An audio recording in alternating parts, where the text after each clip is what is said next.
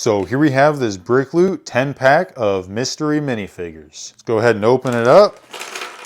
Looks like there's a couple notes in here, a coupon for a Brick Loot subscription, and then this other piece that lets you know how to tell if it's authentic Lego. Alright, so here's the first figure. Looks like a firefighter. He's got some simple white pants, a classic looking firefighter torso, pretty cool double-sided head where he's happy on this side, and then if we flip it around, you can see on the other side, he looks pretty exhausted. Then to top it all off, he gets a firefighter hat. Next, we have this kid figure with some short black legs and a simple gray hoodie. He's got a pretty common face and then some orange hair. The next figure is maybe a librarian or something. She's got some dual molded legs, a purple lab coat or something. And this one also has a double-sided head. You can see on this side, she kind of just has a blank face. And then on this side, she's really happy. And then this orange hair piece. This guy looks to be a farmer and he's got this apron on, or maybe they're overalls, I'm not quite sure. And right in the center of his torso, he's got the two mountains and a sunrise logo. Got a black beard, he looks pretty happy. And then he's got a hat. Then we got this older looking guy, got some simple blue pants, a fancy orangish brown torso that has a blue bow tie to match his pants. Back you can see there's some printing on there too. And then his face, which kind of looks like a hippie, and it's also double-sided. You can see he's really happy on this side. And then his hair is this cool split design here. Here we got a pretty simple Lego City looking minifigure who looks like he's from the 1990s. Interesting choice of legs for this guy, but anyway, on to the next one. I really like this minifigure. It's got some really cool printing on the legs, and then some kind of punk rock vest on. It's also got printing on the back. That's nice too. There's a lot of detail on there. This minifigure is pretty weird. It just has these orange short legs with an orange worker's vest, and underneath that there's a blue sweater, but it's got this wolf kind of headpiece that looks like it would be from Chima.